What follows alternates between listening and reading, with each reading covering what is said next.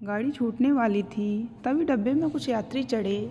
आगे आगे कुली एक व्यक्ति को उसकी सीट दिखाने में सहायता कर रहा था और पीछे से दो बच्चों के साथ जो महिला थी उसे देखकर रजनी स्तब्ध रह गई। अपना सामान आरक्षित सीट पर जमा कर उस महिला ने अगल बगल दृष्टि घुमाई और रजनी को देखकर वह भी चौंक सी उठी। एक पल उसने सोचने में लगाया, फिर निकट आ गई। नमस्ते आंटी। खुश रहो श्री बेटा। रजनी ने कुछ उत्सुकता, कुछ उदासी से उसे देखा और बोली, कहाँ जा रही हो? श्री ने मुस्कुराकर अपने परिवार की ओर देखा, फिर बोली, हम दिल्ली जा रहे हैं। कहाँ हो आजकल? दिल्ली में यस एक मल्टीनेशनल कंपनी में काम करते हैं। लखनऊ तो मम्मी के पास गए थे हम लोग। इतना कहकर वह उठकर अपनी सीट पर चली गई। यस ने सीट पर अखबार बिछाकर एक टोकरी रख दी थी। बच्चे टोकरी से प्लेट निकाल कर रख रहे थे। अभी से? श्री ने यस को टोका था। हाँ, खा पी कर चैन से सोएंगे, यस ने कहा तो वह मुस्कुरा कर बैठ गई। सबकी प्लेट लगाकर एक प्लेट उसने रजनी की ओर बढ़ा दी। खाइए आंटी। अरे नहीं श्री, मैं घर से खाकर चली हूँ, तुम लोग खाओ, रजनी ने विनम्रता से कहा और फिर आंखें मूंद कर वह अपनी सीट पर पैर उठाकर बैठ गई।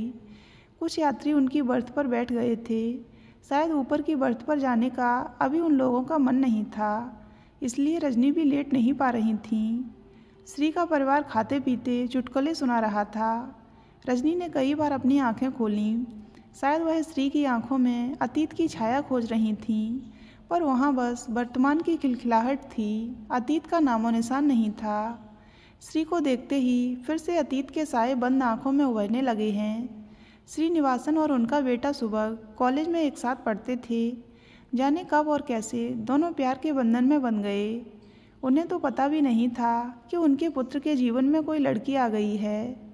सुबह ने बीए की परीक्षा पास करने के बाद प्रशासनिक सेवा का फॉर्म भर दिया और पढ़ाई में व्यस्त हो गया। सुबह की दादी तब तक जीवित थीं। उनके सपनों में सुबह पूरे ठाट बाट से आने लगा। कहती, देखना कितने बड़े घरानों से इसका रिश्ता आएगा, हमारा मान सम्मान और घर सब भर जाएगा। उनके सपनों में अपने पोते का भविष्य घूमता रहता। सुबह के पापा तब कहते, अभी तो सुबह ने खाली फॉर्म भरा है माँ, अगर उसका चुनाव हो गया तो कुछ साल ट्रेनिंग में जाएंगे। अरे तो क्या, बनेगा तो ज़रूर एक दिन कलेक्टर, माँ जी अकड़ कर कह देती। श्री के पति और बच्चों ने खा पी कर बर्थ पर बिस्तर बिछा लिया था। रजनी ने देखा अपनी गृहस्थी में श्री इतनी अधिक मग्न है कि उसने एक बार भी रजनी से सुबह के बारे में कुछ भी नहीं पूछा। क्या उसे सुबह के बारे में कुछ भी नहीं पता है? मन ने तर्क किया, वह क्यों सुबह के बारे में जानने की चेष्टा करेगी? जो कुछ हुआ उसमें श्री का क्या दोष? आहट सी निकल गई उनकी। दोष तो दोनों का ही नहीं था, न ही श्री का और न सुबह का ही दोष था। तो फिर वह सब क्यों हुआ? आखिर क्यों? कौन था उन बातों का उत्तरदायी? बहन जी बत्ती बुझा दीजिए, एक सहयात्री ने अपनी स्लीपिंग बर्थ पर लेटने से पहले रजनी से कहा। रजनी को होश आया कि ज़्यादातर यात्री अपनी अपनी सीट पर सोने की तैयारी में हैं। वह अनमनी सी उठी और तकिया निकालकर बत्ती बुझाते हुए लेट गईं। हल्की हल्की रोशनी में रजनी ने आंखें बंद कर ली थीं, पर नींद तो कोसों दूर लग रही थी। कई वर्ष लगे थे उन हालात से उबर कर अपने को सहज करने में, पर आज फिर एक बार वह दर्द हर अंग में जैसे रिस चला था। यादों की लहरें ही नहीं बल्कि पूरा का पूरा समुद्र उफन रहा था। सुबह ने जिस दिन प्रशासनिक अधिकारी का पद संभाला था, उसी दिन से माँ जी ने शोर मचा दिया। रोज़ कहती, इतने रिश्ते आने लगे हैं, हम लड़कियों के चित्र मंगवा लेते हैं, जिस पर सुबह हाथ रख देगा वही लड़की ब्याह लाएंगे।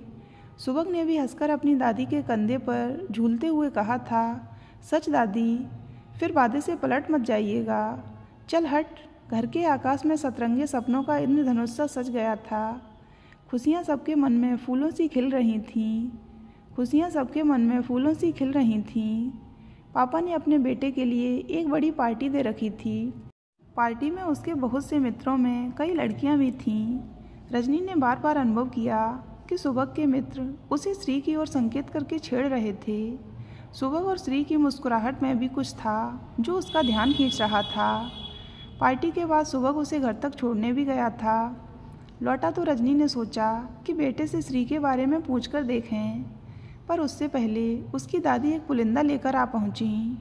सुबह ने कहा, दादी यह मुझे क्यों दिखा रही हैं? शादी तो तुझे ही करनी है, फिर और किसे दिखाएं? शादी? अभी से? सुबह कुछ परेशान हो उठा। शादी का समय और कब आएगा? दादी का प्यार सागर का उफान मार रहा था। नहीं दादी, पहले मुझे सेटल हो जाने दीजिए, फिर मैं स्वयं ही। वह बात अधूरी छोड़कर जाने लगा तो दादी ने उसे रोका। हम कुछ नहीं जानते, कुछ तस्वीरें पसंद की हैं, तू भी देख लेना, फिर उनकी कुंडली मंगवा लेंगे। कुंडली? सुबह चौंक कर घूम गया था। जैसे जैसे उसकी दादी का उत्साह बढ़ता गया, वैसे वैसे सुबह शांत होता गया। एक दिन वह अपने मन के सन्नाटे को तोड़ते हुए श्री को लेकर घर आ गया। रजनी चाय बनाने जाने लगी तो सुबह ने बड़े अधिकार से श्री से कहा, श्री चाय तुम बना लो। तो वह झट से उठ खड़ी हुई। उसके साथ ही सुबह ने भी उठते हुए कहा, इसे रसोई में सब दिखा दूं जरा। उस दिन उसकी दादी का ध्यान भी उस ओर गया। श्री के जाने के बाद उन्होंने कहा, सुबह यह मद्रासी लड़की तेरी दोस्त है या कुछ और भी है? वह धीरे से मुस्कुराया। आपने वादा किया है ना दादी कि जिस लड़की पर मैं हाथ रख दूंगा आप उसे ही ब्याह कर इस घर में ले आएंगी। दादी ने कदाचित अपने मन को संभाल लिया था। बोली, कायस्थ घराने में एक मद्रासी लड़की तो आजकल चलता है, लेकिन एक बात ध्यान से सुन लो, कुंडली मिलवाए बिना हम ब्याह नहीं होने देंगे। रजनी ने धीरे से कहा, अम्मा जी, अब कुंडली कौन मिलवाता है? यह सब तो पहले होता था, अब ऐसा कोई नहीं करता। जो होना होता है वह तो होकर ही रहता है। चुप रहो बहू, हमारा इकलौता पोता है, हम जरा भी लापरवाही नहीं बरतेंगे। फिर सुबह से बोली, तू इसकी माँ से कुंडली मांग लेना। दादी, जैसे आपको अपना पोता प्यारा है, उन्हें भी तो अपनी बेटी उतनी ही प्यारी होगी। अगर मेरी कुंडली खराब हुई और उन्होंने मना कर दिया तो कर दे मना, तुझे किस बात की कमी है? लेकिन दादी, उसे बीच में ही टोक कर दादी बोली, अब कोई लेकिन वेकिन नहीं, चल अब खाना खा ले। सुबह का मन उखड़ गया था। धीरे से बोला, मुझे भूख नहीं है अभी। रजनी जानती थी कि सुबह ने अपने बड़ों से कभी बहस नहीं की। उसकी उदासी रजनी को दुखी कर गई थी। एकांत में उससे बोली, क्यों डर रहा है, सब ठीक हो जाएगा, तुम दोनों की कुंडली जरूर मिल जाएगी। और यदि नहीं मिली तो क्या करेंगे आप लोग? उसने सीधा प्रश्न ठोक दिया था। इतना निराशावादी क्यों हो रहा है? दादी का मन रह जाने दे, बाकी सब ठीक होगा। फिर धीरे से बोली, श्री मुझे भी पसंद है। गाड़ी धीरे धीरे हिचकोले खा रही थी। शायद कोई स्टेशन आ गया था। गाड़ी तो समय पर अपनी मंजिल तक पहुंच ही जाती है, पर इंसान कई बार बीच रास्ते में ही गुम हो जाता है। आखिर ये रिवाजों के दलदल कब तक पनपते रहेंगे? वह फिर अतीत की उस खाई में उतरने लगीं जिससे बाहर निकलने की कोई राह ही नहीं बची थी। दादी के हट पर सुबह श्री की कुंडली ले आया था, लेकिन उसने रजनी से कह दिया था, मम्मा मैं यह सब नहीं मानूंगा। अगर श्री से शादी नहीं हुई तो मैं कभी भी किसी से भी शादी नहीं करूंगा। फिर सब बदलता ही चला गया। श्री की कुंडली में मंगली दोष था और भी अनेक दोष पंडित ने बता दिए। दादी ने साफ कह दिया, बस फैसला हो गया, यह शादी नहीं होगी। एक तो लड़की मंगली है, दूसरे कुंडली में कोई गुड़ भी नहीं मिल रहे हैं। मैं यह सब नहीं मानता हूँ, सुबह ने कहा। मानना पड़ेगा, दादी ने जोर देकर कहा। हमारे पोते पर शादी के बाद कोई भी मुसीबत आए, यह नहीं हो सकता है। आपको क्या लगता है दादी, उससे शादी न करके मैं अमर हो जाऊंगा? कैसे बहस कर रहा है उस मामूली सी लड़की के लिए। कितनी सुंदर लड़कियों के रिश्ते आए हैं तेरे लिए। दादी, सुंदरता समाप्त हो सकती है, पर अच्छा स्वभाव सदा बना रहता है। सुबह का तर्क एकदम ठीक था, पर उसकी दादी का हट सर्वोपरि था। सुबह के हट को परास्त करने के लिए उन्होंने आमरण अनसर पर जाने की धमकी दे दी। दिन भर दोनों अपनी जिद पर अड़े रहे।